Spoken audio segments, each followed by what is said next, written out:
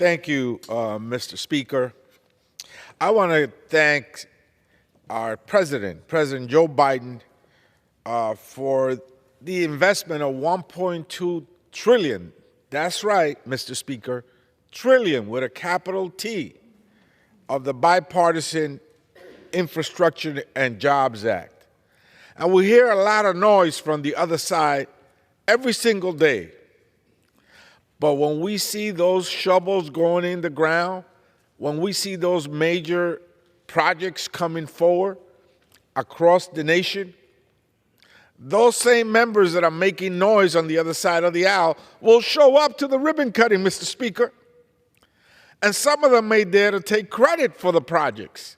The biggest investment in the history of our nation with regards to infrastructure and jobs. And it is not just infrastructure.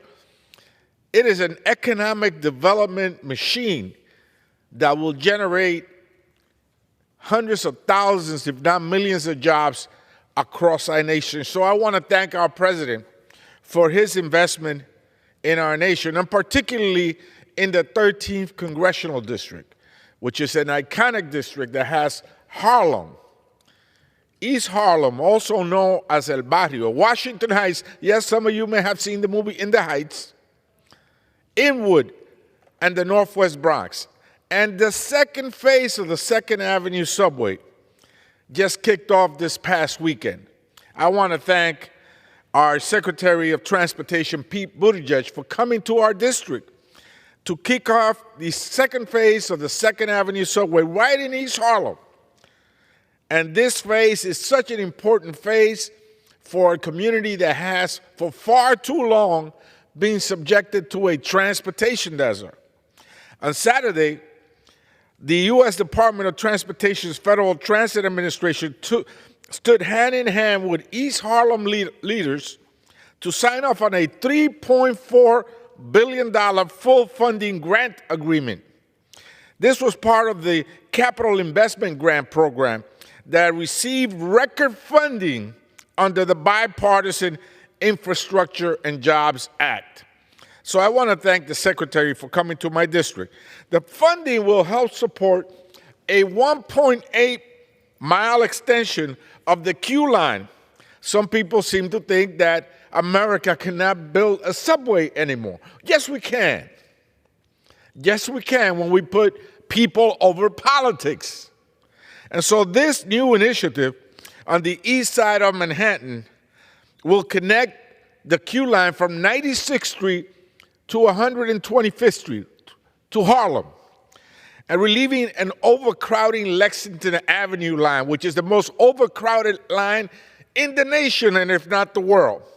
And it will transport over 200,000 riders on a daily basis in the most heavily used transit corridor in America. Saturday marked the start of a vibrant economic future for families across East Harlem. And we work with the Wrangle Infrastructure Workforce Initiative at City College that Congressman Wrangle and myself have been working on to ensure that we train those young people in our community so they can have access to prevailing wage jobs. This project is also called Uptown Grand Central. As you can see, we will have a transportation hub that will connect Harlem to the rest of the world. And you see the lines here that will go from 125th Street to 96th Street. Now, the first phase went uptown, right through the Silk-Stocking District, the richest zip codes in the country. So maybe they weren't too open about the jobs, but we are laser focused on making sure that the second phase creates thousands of jobs. The first phase created 16,000 jobs, generated $142 million in wages, and produced $2.87 billion in economic activity during the construction. So this second phase will lift that district, East Harlem, not only producing jobs, but injecting oxygen to our economy. Yes, we can when we put people over politics. And so, Mr. Speaker, I am happy to be here to tell you that this project will connect Harlem to the rest of the world. It will connect the Second Avenue subway to the Metro North Line, 14 counties outside of New York City. I stand here to say we have a bright future. Mr. Speaker, I yield back.